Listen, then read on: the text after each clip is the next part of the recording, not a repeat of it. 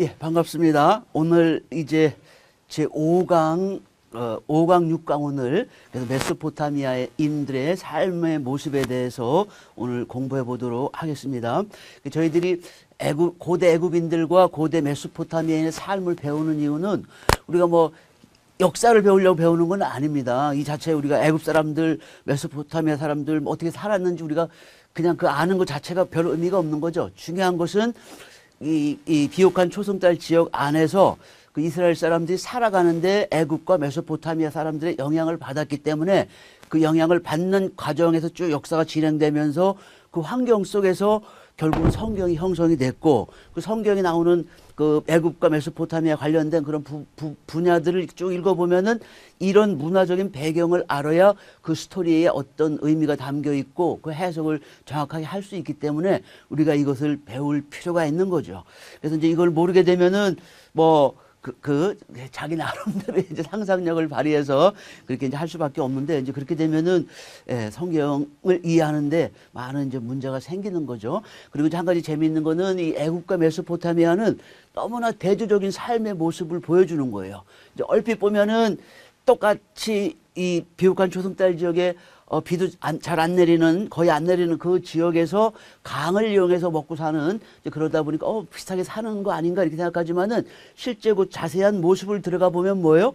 완전히 정반대의 삶을 사는 걸 우리가 알 수가 있는 거죠. 애굽에서는 홍수가 너무너무 좋은 정말 신의 선물이라고 생각하지만은 이 메소포타미아에서는 그렇지는 않죠. 이제 그렇지 않다 보니까 그 홍수에 대한 이런 반응이나 뭐 이런 거에 대해서 완전히 다르고 그런 것이 다를 뿐만이 아니라 그것이 결국은 이 사람들의 사고방식 또 이 가치관, 세계관 이런 데 쭉 영향을 주고 그런 그 가치관, 세계관을 통해서 이스라엘 백성들한테 또 작용을 하는 거죠. 그런 것들이. 그러니까 그런 것들을 정확하게 이제 이해를 하면은 왜 애굽과 메소포타미아 사람들은 이런 식으로 활동을 했는가, 이런 식으로 행동을 했는가 하는 것을 우리가 이제 배울 수가 이제 있는 거죠. 자, 그래서 이 메소포타미아는 굉장히 독특한 문화를 가지고 있는데 그 가장 중요한 것은 제가 키워드라고 그랬죠. 기억나십니까? 가장 중요한 게 뭡니까?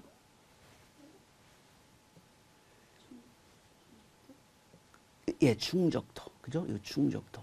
예. 이 충적토라는 건 뭐예요? 그 충적, 계속 그 흙, 모래, 돌, 자갈 이런 것들이 그 쌓여서 큰 넓은 평야를 이루었다는 거죠. 이게 바로 메소포타미아의 특징인 거예요. 애굽의 특징은 홍수. 그 홍수를 통해서 모든 문명이 형성이 됐다고 보면은 이 메소포타미아는 바로 이 충적토를 통해서 그 기반 위에 그 메소포타미아의 그 찬란한 문화가 형성이 된 거죠. 그게 이제 메소포타미아와 이제 애굽의 차이점이라고 얘기할 수가 있는데 그러니까 이게 이제 충적토 넓은 평야가 있다 보니까 어떻게 됩니까? 이 사람들이 먹고 사는 방식은 두 강 사이 티그리스 강과 유프라데스 강 그 사이에 그 넓은 평야가 있지 않습니까? 비가 안 내려. 그러니까 그냥은 가만히 있으면 농사를 지을 수가 없죠. 그러니까 이 사람들은 어떻게 합니까? 티그리스 강과 유프라데스 강의 그 강물을 끌어들이는 거예요. 어떻게? 수로를 파가지고 그렇게 해서 그 물을 갖고 농사를 짓는 거예요. 애굽은 어떻습니까? 모든 게 그냥 자기네들 손댈 필요 없이 모든 것이 다 그냥 처음부터 돼 있는 거예요. 그러니까 이 사람들 가서 씨만 뿌리고 때가 되면 갖다 거두기만 하면 되는 거예요. 그러니까 애굽은 농부들의 천국이라고 그랬죠. 근데 이 메소포타미아는 어떻습니까? 반대로 자기네들이 수로를 다 파야 돼. 그 넓은 땅에 수로를 파고 농사를 지으려면은 얼마나 힘들겠습니까? 또 날씨도 좋습니까? 날씨는 엄청 무더운 거예요. 그러다 보니까 농부의 지옥 같은 삶을 사는 것이 바로 이 메소포타미아인들인 거예요. 예. 그래서 애굽 사람들은 많은 여유를 누리면서 살았지만은 메소포타미아 사람들은 내일을 모르는 정말 하루하루 살기가 굉장히 버거운 그런 삶을 산 게 바로 이 메소포타미아인들이죠. 그래서 요 이제 특징을 보면은 그러니까 이제 왜 충적토가 됐는지를 여러분 이걸 이해하시면 좋습니다. 왜냐하면 이게 메소포타미아 문명의 출발점이기 때문에 여기 요 아래와 위로 이제 나누어지는데 위는 여러분 아시는 것처럼 이게 이란 지역이에요. 이란 지역. 요 아래는 어디입니까? 사우디아라비아. 아라비아 사막 지역이죠, 여기가. 그죠? 근데 이게 여기 제가 여기 그린 것처럼 아라비아 판과 이란 판이 이렇게 충돌을 한 겁니다. 충돌을 하고 나서 아라비아파는 여기 밑으로 내려갔고, 그죠? 이란파는 어떻게 됐습니까? 위로 올라간 거예요. 그러니까 두 판이 만나니까 두 판 사이에 뭡니까? 큰 계곡이 생긴 거죠. 계곡이. 계곡이 생기다 보니까 어떻게 됩니까? 그 계곡에 물이 들어오겠죠. 깊은 계곡이니까. 그죠? 그래서 위에서 상류에서는 그 봄에, 특히 봄에 그 눈 녹은 물이나 빗물이 내려오죠. 봄에는. 그게 이제 그게 홍수가 되는 거죠. 그리고 이제 홍수가 끝나고 나면 어떻게 됩니까? 이제 더 이상 그 민물이 이제 조금밖에 안 내려오겠죠. 그죠? 그럴 땐 다시 어떻게 됩니까? 바닷물이 위로 올라가게 되는 거예요. 그러니까 이쪽 지역은 민물이 쫙 내려왔다가 다시 바닷물이 싹 올라왔다. 민물, 바닷물, 민물, 바닷물. 이런 상황에서 사람이 살 수 있을까요? 없을까요? 생존하기 굉장히 어려운 거예요. 농사를 지으려면 어떻게 해야 돼요? 민물이 있어야 농사를 짓는 거예요. 그죠? 이래서 이 태초에, 그러니까 이 사람들은 이런 식으로 이제 역사가 시작되다 보니까 이 태초의 개념에 대해서 굉장히 부정적인 거예요. 혼란한 거예요. 혼란. 애굽은 모든 게 그냥 완벽하게 짝 돼 있지만은 메소포타미아 뭐예요? 처음부터 혼란한 시대로 시작이 된 겁니다. 그렇지만 이제 여기에 이 충격토가 생기면서 이제 흙이 쌓이고 오랜 기간 동안 이제 하다 보니까 넓은 메소포타미아 평야가 생긴 거죠. 그래서 메소포타미아라는 뜻이 뭐라고 그랬습니까? 두 강 사이. 티그리스 강과 유프라데스 강 그 사이에 있는 넓은 땅을 얘기하는 거예요. 그죠? 그래서 이제 여기서 보면 이렇게 그 유프라데스 강이 흐르고 또 이쪽으로 이렇게 티그리스 강이 흘러가는 걸 보이죠.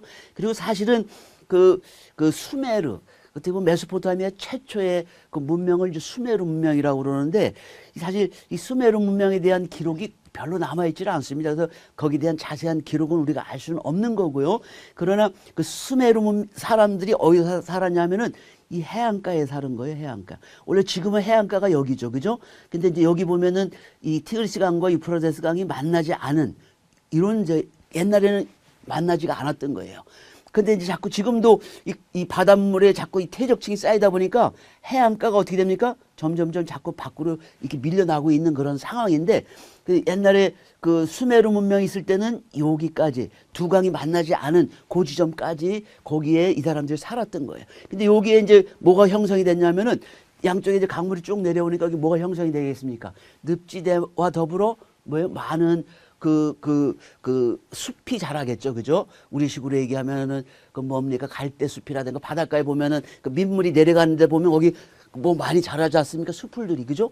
그럼 거기 특징이 뭐예요? 그렇게 되면은 물고기들도 많죠. 그런 데는. 그죠? 예. 우리 한국을 비교해봐도 금방 알 수 있습니다. 낙동강이나 그 영산강이나 뭐 금강이나 그 하류에 바닷가를 만나는 데 보면은 물고기들이 많아요. 그죠? 여기도 마찬가지예요. 그 물고기도 많고 또 뭐가 많습니까? 새들이 많이 오는 거예요. 철새들이. 이쪽 왜? 숲이 우거지니까. 그죠? 그렇게 해서 처음에 수메르인들은 그 사냥을 하면서 먹고 살았던 거예요. 근데 점점 인구가 늘어나니까 어떻게 됩니까?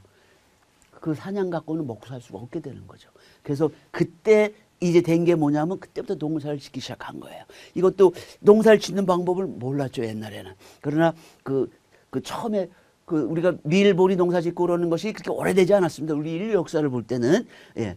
근데 이제 이 사람들이 우연히 그 민물이 생긴 그 호수에 거기에 씨가 숨겨지면서 밀보리가 자라는 걸 이 사람들이 눈으로 확인을 한 거예요. 그러다 보니까 야 이렇게 해서 농사를 지으면 되겠다 싶어가지고 이제 그 수메르 사람들이 어떻게 했냐면은 그 티그리스 강의 그 강물을 끌어들여 가지고 그 물을 이용하면 농사를 짓겠다 해가지고 그렇게 해서 뭐냐면은 인류 최초의 도시를 만든 거예요. 도시를. 그래서 도시를 만들다가 그 도시가 처음에는 사람들이 서로 힘을 합해서 으쌰으쌰 하면서 잘 살았겠죠. 그러나 시간이 지나게 되면 어떻게 됩니까? 사람들 사이에. 이제 내분이 일어나는 거예요. 그러면 거기서 그 불만이 있던 사람들이 그룹을 져가지고 더 위에 그 유프라데스 강 더 위로 가가지고 한참 위로 올라가가지고 자기네들이 독립 도시를 만든 거예요. 그리고 또 거기서도 또 마찬가지고 그러니까 수십 년 막 수백 년이 지나다 보면은 그렇게 해서 서로 이렇게 나눠지고 하면서 수많은 도시 문명이 발생된 것이 바로 이 그 메소포타미아 문명의 특징이라고 할 수가 있는 거예요. 아주 독특한 특징입니다. 도시 문명. 메소포타미아에서만 볼 수가 있는 거예요. 도시 문명으로 시작한 곳이 바로 여기예요. 이제 그것 때문에 또 많은 여러 가지 문제들이 생기는데, 하여튼 이렇게 충적토가 되다 보니까 지난번에도 제가 한 말씀드렸지만은 여기에는 뭐가 없습니까? 충적토로 되다 보니까 상류에서 흘러 내려오다 보니까 흙들이, 여기는 뭐가 없어요? 지하 자원이 없습니다. 지하 자원이. 뭐 금, 철, 구리, 뭐 이런 것들이 지하 자원이 없는 거예요. 그죠? 지하 자원이 있으려면 어떻게 됩니까? 광맥이 형성이 돼야 되잖아요. 광맥이. 광산이라는 게 뭐예요? 그 광맥을 찾으니까 그 광맥을 계속 추적해서 보면은 거기에 철이나 뭐 구리나 이런 것들이 많이 들어있는 거예요. 그래서 그걸 철광석을 갖다가 녹여가지고 그걸로 철 만드는 거거든요. 근데 이 충적도에는 그런 게 있을 수가 있겠습니까? 이게 없는 거예요. 지하 자원이 없습니다. 또 뭐가 없습니까? 나무가 없는 거예요. 여긴 비가 내리질 않잖아요. 그죠? 나무가 없습니다. 물을 대서 나무를 해야 되는데, 나무를 키워야 되는데, 나무 키울 여력이 어디 있습니까? 식량 키우기도 힘든데, 그죠? 그러니까 곡식을 키우는데 전적으로 이제 초점이 맞춰져 있기 때문에 나무를 키울 수도 없는 거예요. 나무도 없는 거예요, 이런 것들이. 그러니까 이런 것들은 사람한테 필요하죠. 나무 안 필요합니까? 절대적으로 필요하죠. 금운동 필요 없습니까? 절대적으로 필요한 거예요. 그럼 이건 다 어떻게 합니까? 외국에서 수입을 해와야 되는 거예요. 그리고 대신 여기는 뭐가 많습니까? 곡식들이 많은 거예요. 이게 넓은 땅에 그냥 물을 대가지고 막 하니까 엄청난 곡식을 생산하는 거예요. 고대 사회는 먹을 게 엄청 부족한 사회예요. 그러니까 이 주변에 사는 그 작은 이방 민족들이 어떻게 합니까? 자기네들 특산물 갖고 오는 거예요. 뭐 금도 녹여서 갖고 오고, 철도 갖고 오고, 또 사냥감 같은 거 잡아서 갖고 오고, 털도 가져오고, 뭐 이런 식으로 해가지고 이 사람들의 곡식과 바꾸는 그러한 무역이 발달됐던 곳이 바로 이쪽 지역입니다. 이게 메소포타미아를 대충 아주 개괄적으로 본 그림이 바로 이제 그런 모습들이에요. 그런 모습을 갖고 계셔야 돼. 이제 그런 것을 통해서 모든 문명, 여러 가지 가치관, 세계관 이런 것들이 전부 다 형성이 되는 거예요. 그죠? 예. 그 부분이 굉장히 중요합니다. 이게 이런 거는 잘 어디 책을 봐도 설명이 잘 안 돼 있어요. 그냥 뭐 메소포타미아 문명이 화려하고 뭐하고 이런 것만 돼 있지, 그 기원, 출발, 근원적인 그거 출발점이 뭐냐 이런 건 잘 안 돼 있습니다. 그죠? 그러니까 여러분들은 그 근원을 아셔가지고 이제 거기에 하나씩 그 살을 붙여나가면 되는 거예요. 그리고 오늘 제가 지난번에도 이제 말씀을 드렸는데, 여기 빨간 선은 뭐냐면은 요단 계곡을 만든 그 지진이 이렇게 일어난 곳이에요. 그죠? 여기 보면은 아프리카 빅토리아 호수부터 여기 끝까지 지진이 일어나가지고 갈라진 거예요. 엄청난 계곡이 생긴 겁니다. 그 계곡을 바닷물이 들어온 거고, 그 계곡이 결국 뭐가 된 겁니까?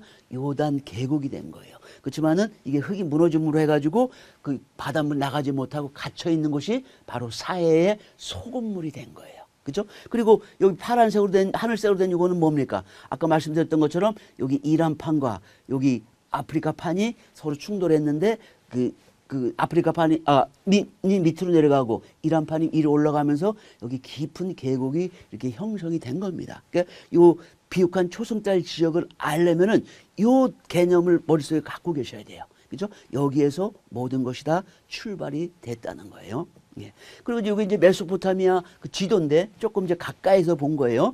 여기 보면은 이 왼쪽에서 이렇게 흘러가는 게 이제 유프라테스 강이고, 오른쪽에 이렇게 가는 것이 이제 티그리스 강인데, 예. 요 위에 이제 상류에서 이제 요 아라라 산 같은 게 있죠. 여기 엄청 높은 산이에요. 위에는 녹지 않는 만년설이 있는 그런 지역입니다. 그러니까 봄에 이제 그게 녹아가지고 내려와서 이 강을 만드는 거예요. 또 눈도 녹지만 또 비도 오고 그러기 때문에 이 유프라테스 강도 사실 마찬가지입니다. 같이 이렇게 내려오는 거예요. 근데 이제 여기 이제 재미있는 특징이 뭐냐면은 요 상은 상 메소포타미아, 하는 하 메소포타미아. 요 두 개가 좀 지형이 다릅니다. 그래서 상 메소포타미아는 누구의 조상이냐면은 아수르의 조상이에요. 아수르. 우리 여러분 잘 아시죠? 북이스라엘을 멸망시킨 아수르가 있고요. 그 다음에 하 메소포타미아는 누구냐면은 바벨론 지역입니다. 바벨론. 그래서 아수르와 바벨론은 뭐예요? 영원한 천적이에요. 천적. 둘이 공존하기가 어려운 그러한 사람들이고, 이런 경우 많이 있어요. 그죠? 어디다 보면 우리 한국도 조선시대 보면은 저 북쪽 사람들과 남쪽 사람들 사이에 엄청난 알력이 있었습니다. 지금 이제 남쪽만 놓고 보면 또 남쪽도 여러 지역이 나눠서 또 알력이 생기고 막 이러잖아요. 이상하게 사람이 사는 곳은 전부 그런 게 생기는 모양입니다. 그게 우리 한국만 그러는 게 아니라 전부 다 그래요.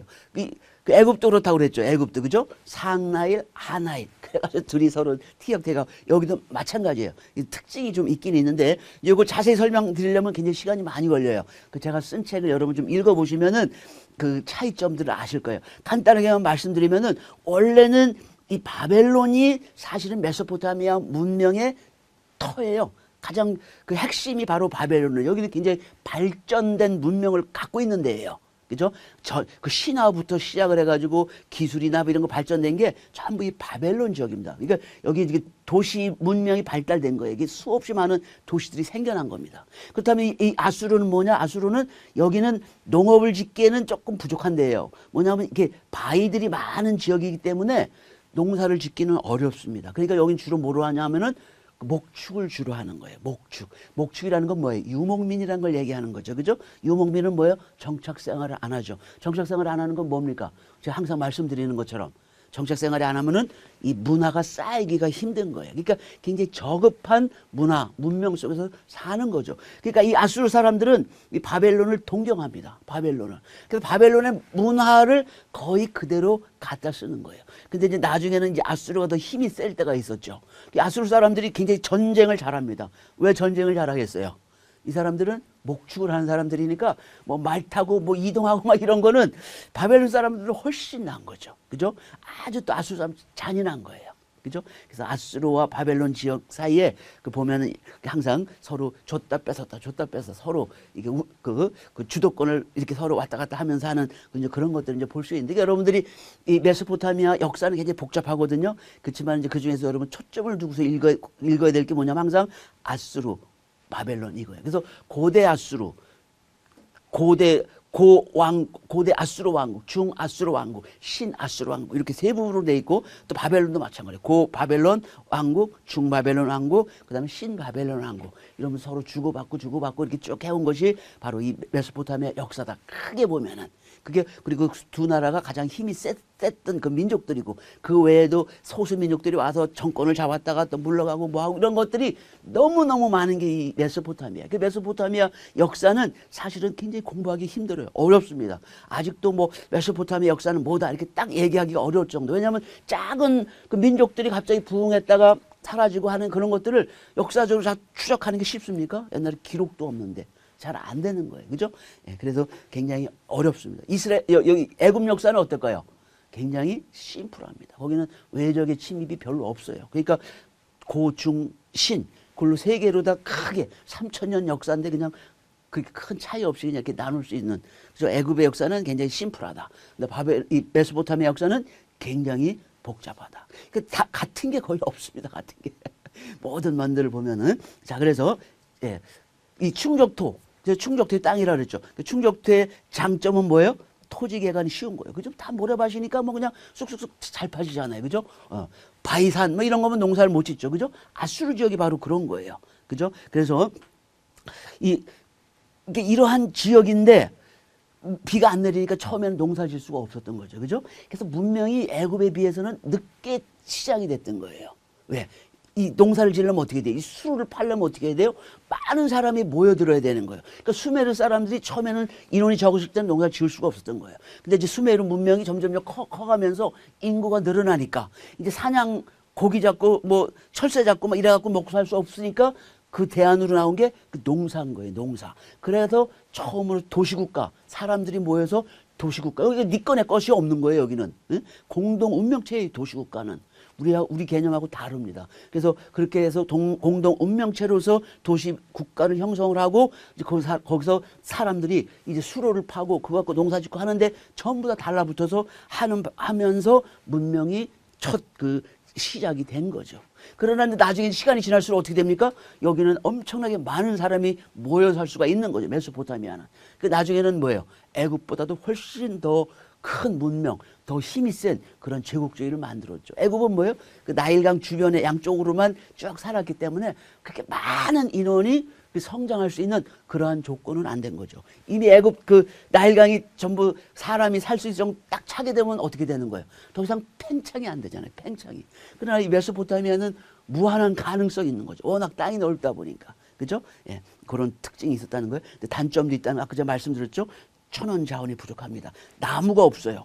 또 돌도 없습니다. 응? 그러니까 이 뭐예요? 전부 다 수입에만 의존해야 하는 그러한 상태가 된 거예요. 그래서 이제 이것이 부족하니까 처음에는 메소포타미아가 약할 때는 어떻게 됩니까? 가서 돈 주고 사오는 거예요. 우리 거 주고 받고 서로 문물 교환하는 거예요. 근데 이제 메소포타미아가 이제 도시국가 생기고 이렇게 중앙집권국가가 생기고 나면 어떻게 되는 거예요? 힘이 엄청나게 세지죠. 주변 국가들이 메소포타미아를 당해낼 수가 없는 거예요. 이제 그렇게 되면 이제 어떻게 되는 겁니까? 이제는 가서 힘으로 가서 뺏어오게 되는 거죠. 이제 그 역사가 바로 이 메소포타미아 역사예요. 그래서 제국주의가 발전이 될 수밖에 없는 그러한 자연환경을 가졌다. 애굽은 어떻습니까? 애굽은 부족한 게 없어요. 그리고 그 사람들은 이 땅에 살면서 도덕적으로 살아야 되는 거예요. 왜? 그 지하 세계, 그 영원한 세계로 들어가려면은 이 땅에서 살 때 도덕적으로 살아야 되는 거예요. 그러니까 그렇게 악하지가 않은 거예요. 예. 그러니까 이 애굽은 그렇게 남의 나라를 점령을 해가지고 막 그냥 그 토착민을 압박하고 뭐 강제로 빼앗아오고 막 이런 게 없다고는 얘기할 수는 없지만은 메소포타미아하고 비교해 볼 때는 정말 거의 진짜 없다고 할 수 있을 정도로 그렇게 되는 거죠. 그죠? 그래서 이 제국주의가 발전할 수밖에 없는 그러한 환경이 있었다는 거예요. 그죠? 그래서 이 메소포타미아의 특징은 뭐냐면은 그 수로를 이용해서 농사를 짓는 것이 특징이었어요. 그러니까 이 수로를 팔려면 어떻게 됩니까? 이게 뭐 또랑처럼 파서 되는 건 아니에요. 그죠? 그래가지고 뭐 얼마나 되겠습니까? 그래서 먹고 살 수가 없죠. 그러니까 마치 우리 대한민국의 서울 경부고속도로처럼 그 도로가 굉장히 넓잖아요. 그죠? 그런 것 같은 그 수로를 파야지 이 물을 전체에다 댈 수가 있는 거예요. 그렇게 하려면 어떻게 돼요? 많은 사람들이 필요하죠. 그죠? 그러니까 기본적으로 인구가 있어야 이것이 가능한 거예요. 그래서 많은 사람들이 모여드니까 가능하고 또 많은 사람들이 모여들다 보니까 어떻게 해요? 또 더 많은 식량이 필요하잖아요. 그러니까 이것이 이제 가속도가 붙어가지고 점점 이렇게 커져서 엄청난 문명을 이루게 된 게 바로 이 메소포타미아입니다. 메소포타미아의 특징 중에 하나는 바로 이 수로라는 거. 수로. 먹고 사는 방식. 수로를 파야 된다는 거예요. 여기에 참 많은 그 숨은 이야기들이 있는 거예요. 그래서 왕들도 보통 왕이 죽으면은 뭐예요? 자기가 뭘 잘했는지 이렇게 치적들을 쫙 써놓지 않습니까? 우리나라도 영조가 뭐 했고 정조가 뭐 했고 그 사관들을 시켜가지고선 자기가 잘한 걸 막 쓰게 하지 않습니까? 그것도 마찬가지예요. 메소포타미아도. 근데 메소포타미아 왕들이 자기가 잘한 거를 쓸 때 빠지지 않는 게 뭐냐면은 바로 이 수로 정비인 거예요. 수로 정비. 전국에 내가 수로를 얼마나 잘 정비해가지고 수확량이 얼마나 늘고 뭐하고 하는 이런 것들을 자랑하는 거예요. 그게 뭘 얘기하는 겁니까? 그만큼 수로가 어떻다는 거예요. 이 메소포타미아 삶에서는 중요하다는 걸 얘기하는 거예요. 중요하다는 걸 얘기하는 거예요. 그죠? 애굽은 어때요? 애굽은 수로를 팔 필요가 있습니까? 없습니까? 수로가 팔 필요가 없어요. 그러니까 나일강이 수로예요. 나일강이. 그 나일강 옆에 그냥 아주 수로가 없을 수는 없겠죠. 왜? 조그만 수로는 있어요. 바로 옆에 물은 빼야 될 거 아니에요. 그죠? 수로가 아주 없지 않지만은 그 수로는 뭐 진짜 수로라고 얘기할 수도 없는 거죠. 그냥. 응? 네. 메소포타미아 수로하고는 비교가 안 되는 거죠. 그러니까 이 사람들은 1년 내내 이 수로를 파기만 하면 되는 게 아니죠. 또 뭐예요? 수로를 관리하는데 다 자기 시간을 바쳐야 되는 거예요. 그러니까 농부는 뭐예요? 농사 짓는 거로만 끝나는 게 아니에요. 농사 짓기 위한 수로 관리까지 같이 해야 되는 거예요. 그러니까 1년 내내 자기 시간이 없습니다. 정말 지옥 같은 삶을 살았던 거예요, 이 사람들은. 예. 자, 그래서 끊임없이 수로를 관리해야 됐고, 그리고 아까 제가 말씀드렸던 것처럼 이 도시. 그러니까 이 도시가 형성이 되면은 여기에는 네가 뭐 성이 뭐 이씨냐, 박씨냐, 뭐 유씨냐 이렇게 중요하지가 않은 거예요. 중요한 건 뭡니까? 내 목숨을 유지하는 거, 먹고 살아야 되는 거. 그러니까 이 메소포타미아는 단일 민족이 아니에요. 민족 개념이 없어요. 네가 어느 출신이랑 누구냐, 뭐냐 이게 필요 없는 거예요. 중요한 건 뭐예요? 당신이 어느 도시에 속하냐가 중요한 거예요. 그 도시에 속한 사람은 뭐예요? 그 도시가 망하면 어떻게 돼요? 같이 망하는 거고 그 도시가 흥하면은 같이 흥하는 거예요.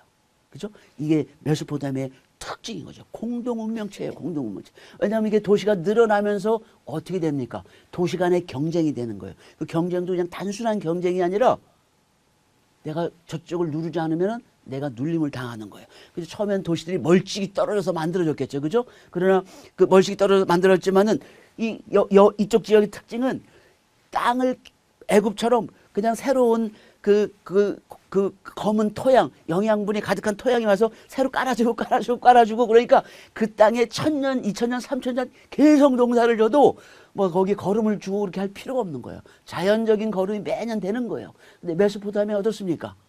그런 게 하나도 없는 거예요. 그죠? 그러니까 한 땅에서 한 뭐 5년, 뭐 10년 이렇게 농사 지면 어떻게 되는 거예요? 응? 토지의 기력이 다 빠지는 거예요. 빠질 뿐만이 아니라 이 민물에는 사실은 민물에는 뭐가 포함되어 있습니까? 소금이 포함되어 있는 거예요. 소금이. 우리가 마시는 모든 물에는 아주 작지만은 소금이 다 포함되어 있습니다.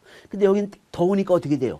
햇볕이 증발이 되잖아요. 그래서 그 물을 해가지고 물을 계속 대긴 됐지만은 그냥 대면 어떻게 해요? 순식간에 증발되고 그러는 거예요. 그러니까 실제로 그 곡식들이 먹는 물의 양은 얼마 안 되고 대부분 다 뭐로 나가는 거예요? 물이 증발되는 거예요. 그 증발되는 게 5년, 10년 이렇게 증발되면 어떻게 됐습니까? 무슨 현상이 벌어지는 거예요? 소금화가 이루어지는 거예요. 소금화. 메소포타미아 지역이 현대로 어디입니까?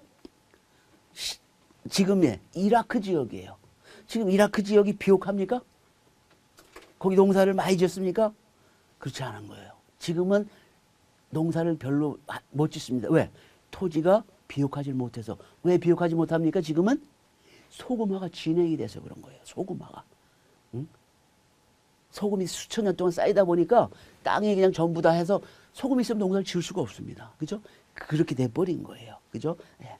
그래서 이 애굽은 이 메소포타미아는 독특한 도시 문명을 가지고 있다는 거예요. 이제 이 그림을 보시면은 아마 조금 더 이제 그 이해가 이 그림이 제가 보기엔 잘된 그림은 아니에요. 그렇지만 어떻든지 간에 큰 강에서 수로를 만들어가지고 이렇게 해가지고 집 앞까지 이렇게 물이 들어오는 거예요. 여기 뭐 굉장히 평화롭게 이런 거 하지만은 수로가 이렇게 작은 수로가 아닙니다. 어마어마한 수로예요. 그 수로가 돼야 자기네 집 앞까지 이게 물이 들어오지. 이렇게 조그만한 수로를 파가지고 자기네 집 앞까지 들어오겠습니까? 안 되는 거예요. 그렇죠? 한국식으로 얘기하면은 이 고속도로가 있고 고속도로 다음에 또 뭐가 있습니까? 국도. 국도 끝나면 또 뭐 있어요? 지방도. 지방도 끝나면 뭐예요? 각 골목마다 해가지고 자기네 집 앞까지, 자기네 논밭까지 물이 들어와야 농사를 지을 거 아닙니까? 그죠? 예. 그래서 어떤 요런 분위기라는 거예요. 물을 끌어들이는 게. 예. 그리고 이제 이게 그 바벨론, 옛날 그 수도 바벨론의 모습인데 뭐가 필수입니까? 물이 필수죠, 물이. 그죠? 그래서 이게 유프라데스 강입니다. 옛날에 유프라데스 강이 이렇게 흘러 내려가는 거예요. 그래서 그 강에다가 이렇게 도시를 만드는 거죠, 도시를. 그죠? 그래서 이렇게 이 성벽을 쌓아가지고, 성벽의 재료가 뭡니까? 이 성벽의 재료가. 응? 흙벽들이에요, 흙벽들. 여기는 뭐 충족토다 보니까 모든 그 건축재료, 대부분의 건축재료는 다 뭐예요? 벽돌로 합니다, 벽돌. 흙은 뭐 여기 뭐 천지가 다 흙이니까 그냥 흙도 아주 좋은 찰흙들이 있잖아요. 그런 찰흙을 갖다가 그거 갖고 벽돌을 만들어서 이 성벽도 쌓고 집도 만들고 그러는데 대신 뭐냐면은 우리가 이제 도자기라는 건 뭡니까? 그 찰흙을 갖다가 구워가지고 그죠? 그릇처럼 만들어가지고 그걸 어떻게 하는 겁니까? 불에 굽는 거죠. 그죠? 그래서 불에 구워서 뭐 천도씨니 뭐니 이렇게 해서 하게 되면 어떻게 돼요? 거기서 유기를 칠해가지고 딱 하면은 그거는 뭐 거의 몇천 년이 가도 상하지가 않는 거예요. 그죠? 그렇게 하면은 이 성벽도 뭐 그냥 1000년, 몇천 년 갈 텐데 그렇게 할 수가 없는 거죠. 왜 그렇습니까? 흙은 많은데 뭐가 없는 거예요, 여기는. 굽기에는. 이 벽돌을 굽기에는 뭐가 부족한 거예요? 불은 어디서 나옵니까? 응? 나무가 없는 거죠, 나무가. 여기 나무 없다고 그랬잖아요. 그러니까 그걸 불을 뗄 나무가 없는 거예요. 그러니까 뭐예요? 구운 벽돌을 쓸 수가 없는 거예요. 그러니까 뭐냐면은 햇볕을 이용하는 거예요. 햇볕은 뭐예요? 햇볕은 거기 더우니까 강하잖아요. 그죠? 그래서 햇볕에 말린 벽돌을 쓰는 거예요. 그래서 햇볕에 말린 벽돌도 딱딱하긴 하지만 오래 갈 수는 없는 거예요. 그죠? 이 공기 중에 이제 수분을 흡수하고 뭐하고 이제 이렇게 해가지고 어떻게 됩니까? 이게 흡수하면 이게 들어들었다 늘어났다. 벽돌이 이렇게 되는 거예요. 오래 가지를 못해요. 그죠? 그러니까 여기는 이 관리하고 그러는 게 보통 일이 아닌 거예요. 수로도 마찬가지죠. 수로도 그 햇볕에 말린 흙벽돌을 갖고 쌓았지만은 그때 물이 들어오죠? 그러니까 금방 무너지는 거예요. 그러니까 매년 수리하고 집도 마찬가지, 성벽도 마찬가지. 이게 바로 메소포타미아인들의 가장 기본적인 삶이 돼버리는 거예요. 얼마나 힘들겠습니까? 응? 요게 이제 요게 보면은 바로 그 수로 지금의 수로의 그 옛날의 모습이 남아 있는 거예요. 그죠? 이렇게 해서 큰 수로에서 이렇게 이제 물이 들어오면은 요거를 이제 각 그 지역 그죠? 가정별로 이제 이렇게 수도관 나가는 것처럼 이렇게 해가지고 그 물을 가지고 그 사람들이 농사를 짓고 이렇게 하는 거예요. 이건 작은 규모지만은 이게 이제 엄청난 국가 단위, 지역 단위, 동네 단위 뭐 이런 식으로 이렇게 퍼져 나가겠죠, 그죠? 예, 이런 걸 보면 바로 그런 모습을 알 수가 있는 거예요. 자, 근데 여기서 또 중요한 개념이 뭐냐면은 바로 이 홍수입니다. 홍수. 예, 먼저 이것부터 먼저 볼까요? 그러니까 넓은 충족도 평야니까 이게 이렇습니다. 이런데 티그리스강, 유프라테스강, 그 강이 작은 강이 아니거든요. 엄청 큰 강이에요. 그 강물이 흘러옵니다. 흘러오는데 이게 평야가 되다 보니까 강물이 항상 일정한 데로 가는 게 아니죠. 가다 보면 약간 딱딱한 부분이 있겠죠. 예? 예. 딱딱한 부분이 있으면 강물이 여기는 막히고 이렇게 가다가 여기가 연약하면은 점점점 흙을 파들어가는 거예요. 그래서 물이 이렇게 바뀌죠. 나중에 여기 파들어가면 어떻게 됐습니까? 여기와 여기가 합쳐지겠죠. 그죠? 그럼 물이 이렇게 흘러가 버리는 거죠. 이게 바로 그 사행천의 모습이고 이런 모습들이 메소포타미아에서는 뭐예요? 늘 일어나는 거예요. 늘. 그러니까 이렇게 터지게 되면 이게 무슨 일이 벌어지는 거예요? 이게 홍수가 돼버리는 거죠. 홍수가. 애굽엔 이런 일이 있습니까? 없습니까? 애굽엔 이런 일이 없어요. 자연 제방이 쫙 그 나일강 양쪽으로 쫙 돼 있어가지고 홍수가 생길 수가 없는 거예요. 근데 메소포타미아는 이런 식인 거예요. 괜히 홍수가 무섭겠습니까? 안 무섭겠습니까? 그래서 홍수가 나서 예를 들어 여기 탁 그 뚝방이 터졌다고 생각을 해보세요. 물이 다 들어오죠. 그 이쪽 지역에 있는 그건 뭐예요? 전부 다 물바다가 되는 거예요. 농사 짓던 거 전부 다 물에 잠기죠. 집도 물에 잠기죠. 사람도 죽습니다. 재산도 죽어요. 가축도 죽습니다. 다 죽는 거예요. 홍수가 무서울 수밖에 없는 거예요. 그러니까 홍수를 보는 눈이 애굽 사람들과 메소포타미아 사람들은 완전히 다른 거죠. 예. 뭐 이런 식이죠. 이것도 뭐 옛날에 그 모습은 아니지만은 이렇게 높은 지역도 별로 없습니다. 응? 이런 게 바로 이쪽의 모습인 거죠. 자, 여기 보면은 그 지구라트라는 거 여러분 한번 우리 구속사 그 공부할 때 이거 배우셨을 거예요. 배우셨는데 이제 이 지구라트예요. 지구라트인데 요거는 뭡니까? 신이 내려오는 것이에요. 신이 내려와서 여기 이제 제사장이 이렇게 왕이 올라가 가지고 신과 제사 지내는 이제 그러한 날이 그 제사 지내는 장소가 여기 바로 이 지구라트가 되는 거죠. 근데 재미있는 게 뭐냐면은 이 지구라트는 어디에 만드느냐 하면은 그 도시에서 바벨론이면 바벨론 도시에서 가장 높은 곳에 이 신전을 짓는 거예요. 그 이유가 뭐겠습니까? 그 이유가 응?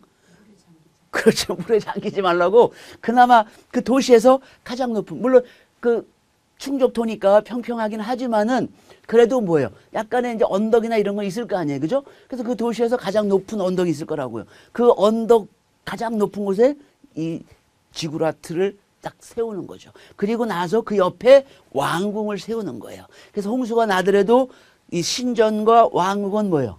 안전하게끔 하는 거예요. 그 나머지 일반 평민들이 사는 그런 곳은 뭐예요? 가장 낮은 데, 그 신분에 따라서 가장 낮은 데는 가장 낮은 하층민이 사는 거예요. 그러니까 거기는 홍수가 나면 어떻게 되는 거예요? 완전히 큰일이 나는 거죠. 응? 그러니까 이 메소포타미아에서 높은 곳이 차지하는 그 의미가 그죠? 다른 거예요. 우리는 뭐 굳이 높은 곳, 저 달동네 다 산꼭대기잖아요. 근데 별로 살고 싶지 않아요. 그죠? 근데 여기는 그게 아닌 거예요. 높은 데가 좋은 거예요. 저기 LA 같은 데는 높은 동네가 인기가 있죠. 그죠? 다 그 뭐예요? 할리우드가 이런 데 같은 높은 동네잖아요. 왜 거기 그렇습니까? 매연 때문에 그런 거예요. 그 낮은 지역은 매연이 가득 차가지고 살기가 힘들대죠. 높은 산은 매연도 깨끗하고, 그죠? 전부 다 이유가 있는 거예요. 높은 데를 사는 걸 좋아하는 사람, 싫어하는 이유가. 여기도 마찬가지인 거예요. 왜? 홍수 때문에. 재밌는 게 여기 보면은 여기 보면 여기 검은 걸로 이렇게 칠해놨잖아요. 이게 뭔지 아십니까? 이게? 응? 이 검은 걸 해놓은 거. 이게 바로 타르예요. 타르. 우리 그 역청 있지 않습니까? 역청. 그죠? 역청. 이 흙에다가 역청을 바르면 어때요? 역청은 물이 침투가 안 되잖아요. 그죠? 그러니까 여기는 높은 곳에 지었으면서 또 한 번 더 이중으로 보호하기 위해서 역청까지 이렇게 발라놓는 거예요. 그죠? 물이 네, 이걸 부수지 못하도록. 그죠? 네, 왜? 여기 신이 내려오는 거니까. 1년에 한 번 여기 왕이 그 신을 만나는 곳이기 때문에 굉장히 중요한 지역이죠, 이 지역이. 그죠? 그래서 그렇게 만들어 놓는 거죠. 예. 그 모습인데 마찬가지. 그 지구라트 이거 이름이 뭐예요? 언덕 위의 집이에요. 언덕 위의 집. 그죠? 괜히 언덕 위의 집이 아닌 거예요. 뭐를 피하기 위해서? 홍수를 피하기 위해서 언덕 위에 집을 짓는 거예요. 자, 그리고 이거 보시면은 여기 신이 있는 거예요. 신. 예. 독수리 모양을 한 신이죠. 그죠? 독수리 하늘 높이 나르는 거예요. 옛날 사람들이 독수리를 경외한 거죠. 경외. 와, 저 높은 꼭대기. 근데 특징이 뭐냐면 이 신들의 특징이 뭐냐면은 뭐가 있는 거예요? 뭐가 있습니까? 이게 날개가 있는 거예요. 날개를 갖고 있는 게 중요한 거예요. 신이. 왜 그렇겠습니까? 왜? 날아다니는데 왜 날아다녀야 돼요? 왜? 뭐 때문에? 아니 글쎄요. 그런데 뭐 땅에 있으면 안 됩니까? 다른 데는 신이 뭐 특별히 날개 달린 신이 아니에요. 그죠? 애굽 신들 봐도 그렇고 날개가 없습니다. 근데 여기는 날개가 있어요. 왜 그렇게 했어요? 여기 그렇죠. 그렇죠. 그러니까 그 신전도 높은 적에 하고 또 신이 이게 물이 들어와서 홍수 때문에 날개가 없으면 어떻게 해요? 자기도 물에 빠져줄 가능성이 있는 거 아니에요. 그죠? 그러니까 메소포타미아에 있는 신들은 필수품이 뭐예요? 필수품이 날개야, 날개. 이거 하나만 그런 게 아니에요. 이게 전부 다 보면 이 날개가 달린 거예요. 그죠? 이 공감이 가잖아요. 그죠? 그 사람들이 이게 다 허상이잖아요. 우상이잖아요. 그죠? 근데 우상을 만들 때도 그냥 막 만드는 게 아니에요. 그 사람들은. 왜? 그 사람들한테 심각한 거잖아요. 자기네 신이란 말이에요. 아무렇게나 만드는 게 아니라 자기네들 이것저것 다 따지고 고민하고 막 해가지고 가장 적합한 신이 어떤 신인가 이걸 생각해서 만든 게 바로 이런 거예요. 전부 다 날개가 달린 거예요. 날개가. 왜? 다른 것도 마찬가지인 거예요. 전부 다 날개가 기본적으로. 그럴 수밖에 없게. 이해가 되잖아, 이게. 그죠? 그죠? 이거 보면은, 아, 이게 딱 이런 것만 봐도 사실 이제 이런 것이 이제 조금 익숙해지면은, 아, 이런 것만 봐도, 아, 대충 요게 어디 지역에 있을 것 같다. 이런 것이 느낌이 오는 거예요. 그죠? 날개가 달렸다. 높은 데서 살아야 되고, 뭐 이러는 것들. 그죠? 그런 게, 아, 밑에는 홍수가 있고 그러니까 이게 홍수 때문에 안 되니까 신들은 그렇게. 그래서 이 메소포타미아 사람들은 신은 높은 곳에 사는 걸로 보는 거예요. 높은 곳에 살고, 왜냐면 홍수가 도달할 수 없는 높은 곳에서 또 인간을 만날 땐 뭐예요? 날개를 촥 해서 와가지고 그 신전에 있고, 그죠? 그 홍수가 나도 피해 살 수 있는 그러한 조건을 갖춘 게 바로 신이다. 이런 개념이 있는 거예요. 애굽하고는 좀 다르죠. 그런 개념들이. 그러니까 여러분들이 이런 거를 애굽하고 한번 쭉 비교해 보세요. 우리 그 교과서 있지 않습니까? 그거를 그냥 선반에만 꽂아 두시면 마시고, 그죠? 이 강의를, 여기는 이 강의를 자세하게 할 수가 없어요. 우리 시간이 얼마 되지도 않는데 뭐 자세하게 하면 뭐 한 주제만 갖고 그냥 그걸로 끝내야 돼. 할 수는 없잖아요. 그죠? 이 시간이 제한되어 있기 때문에 여기서는 큰 그림을 여러분들한테 말씀드릴 수밖에 없고 대신 큰 그림을 들으면서 그럼 대충 아, 저게 뭐가 중요하구나 이런 걸 여러분들이 이제 느낌을 받잖아요. 그죠? 그러니까 그거를 어떻게 해야 돼요? 이 책에서 그걸 여러분들이 확인해 가면서 여러분 지식을 이렇게 차근차근 쌓아 나가면 돼요. 그죠? 그렇게 되면은 애굽이 어떤 곳이구나. 메소포타미아가 어떤 곳이구나. 가나안이 어떤 곳이구나. 이런 걸 알게 됩니다. 그거 알게 되면 그게 뭐예요? 이 성경을 이해하는데 엄청난 힘이 되는 거예요. 다른 분들은 모르는 걸 여러분들이 알 수가 있는 거예요. 그래 여러분들이 평신도 지도자가 될 수 있잖아요. 그래 사람들이 듣고 그렇구나 이렇게 하니까 설득이 되잖아요. 그죠? 예, 그러니까 여러분들이 좀 그 책을 열심히 좀 읽으셔가지고 예, 그 부족한 부분을 이렇게 보충을 해주시면 좋을 것 같아요. 자, 그리고 이제 이게 뭐냐면은 그 바벨론이에요, 바벨론. 제가 처음에 이제 바벨론이 세워질 때는 뭐예요? 유프라데스 강을 가운데 두고선 이렇게 만들어졌다고 그랬잖아요. 근데 이제 요게 그 발견이 됐는데, 고대 바벨론이 발견이 됐는데 어디서 발견됐냐면은 사막 한가운데서 발견된 거예요. 사막 한가운데. 왜 사막에서 발견될까요? 유프라데스 강은 어디로 도망갔습니까? 사라져버린 거예요. 응? 그럼 강이 없으면 먹고 살 수가 없잖아요, 사람들이. 그죠? 근데 사막 한가운데서 발견이 됐습니다, 이게. 왜 그럴까요, 이게? 응? 그 이유가 뭐냐면은 처음에는 강이 있었던 거예요. 근데 이게 이제 망하니까 어떻게 되는 거예요? 물길이 아까 봤잖아요. 사행천처럼 물길을 딴 데로 돌렸겠죠, 누군가. 이 바벨론을 멸망시킨 다른 마수르나 이런 데서. 그죠? 그러니까 물길이 딴 데로 옮긴 거예요. 딴 데로 옮기니까 여기는 뭐가 되는 거예요? 물이 없으니까 사막이 되는 거예요. 그래서 이게 수백 년, 뭐 거의 몇천 년 됐죠. 그죠? 수천 년 동안 그 사막화된 그 지역에서 그냥 있었던 거예요. 그러다 보니까 어떻게 돼요? 바람 불고 뭐하고 그러니까 모래바람이 쏙쏙 부니까 어떻게 돼요? 나중에는 이 도시가 전부 다 덮여가지고 그냥 모래 언덕만이 있었던 거예요. 근데 여기 모래 언덕이 있으면 뭔가 수상한 거예요. 그 밑에 뭐가 있는 거예요. 그래서 이 모래 언덕을 쭉 파보니까 바로 고대 바벨론 도시가 여기서 발견이 된 겁니다. 그죠? 그 특성이 바로 그런 거예요. 애굽의 메소포타미아의 특성이 바로 그런 거예요. 그죠? 이게 바로 그 도시인데 여기 보면은 다 사막이잖아요. 여기 이제 나무를 이렇게 심어 놓은 거는 이제 지금 이제 그 이락 사람들이 이제 여기에 이제 그 나무들을 심어가지고 그냥 사막으로 둘 수는 없잖아요. 그죠? 그래서 좀 뭔가 하려고 이제 많이 하긴 한 건데 사막 한가운데 있는 거예요. 사막 한가운데. 예. 그러다 보니까 이 사람들은 뭐예요? 이 홍수에 대해서, 물에 대해서 이제 부정적인 이미지를 가지고 있는 겁니다. 그죠? 예. 그러니까 이런 사행천을 흐르다 보니까 뚝을 튼튼하게 쌓는 게 불가능한 거죠. 그죠? 예. 그리고 건축 재료도 없어요. 돌 같은 게 있으면, 그죠? 돌로 다 쌓으면 이거 뭐 수백 년 갈 거 아니에요. 돌로 튼튼하게 쌓으면. 그죠? 하다못해 나무로 해도 이렇게 쫙 박아 놓으면은 이게 오래 갈 거 아니에요. 근데 나무 돌이 없는 거예요, 여기는. 그럼 뭘 해요? 벽돌로. 햇볕에 말린 벽돌로 하니까 그게 몇 년은 견딜지 모르지만은 계속 물을 흡수하니까 몇 년 지나면 다 부서지는 거예요. 그러니까 올해는 이만큼 우리가 보수하고 내년은 이만큼, 후년 계속 돌아가면서 그거 하다가 그냥 이 세월이 다 가는 거예요. 그렇지만은 어딘가는 어느 순간에 우리도 모르게 터져버리는 거예요. 그럼 홍수가 나는 거예요. 홍수가. 모든 걸 홍수가 나면 어떻게 돼요? 모든 것을 다 잃게 되는 거죠. 그죠? 홍수에 대해서 굉장히 부정적인 인식을 갖고 있고 이게 결국은 뭐냐면은 신화에도 이게 반영이 되어 있는 거예요. 이 홍수에 대한 거부감, 두려움, 공포, 신화에도 반영이 되어 있는 거예요. 그러니까 이 사람들에게 중요한 건 뭐예요? 물을 어떻게 해야 된다는 거예요? 통제해야 된다는 거예요. 그래서 통제하는 신이 최고인 거예요. 근데 태초에 처음 만들어진, 처음 있던 신은 어때요? 그게 아닌 신이죠. 그 사람은 뭐예요? 그냥 자기 마음대로 그냥 막 혼란해. 민물과 바닷물이 서로 뒤바뀌어서 막 오르락내리락 오르락내리락 혼란의 도가니를 만든 신이 돼버리는 거죠. 그런 신은 메소포타미아 사람들이 필요 있습니까? 없습니까? 필요 없는 거예요. 그죠? 인간의 도움이 안 되는 거 아니에요. 그죠? 그래서 나중에 이제 그 신을 없애고 새로운 신이 나옵니다. 마루둑이라는 신인데 메소포타미아 사람들에게는 그 마루둑 신에 대한 그 개념이 뭐 아수르도 마찬가지고 이 바벨론도 마찬가지고 그게 아주 확고하게 있는 거예요. 그래서 축제를 벌일 때는 항상 그 마루둑에 대한 그 축제를 벌이는 겁니다. 자, 여기까지만 하고 우리 한 10분 쉬었다가 6강 계속 하도록 하겠습니다.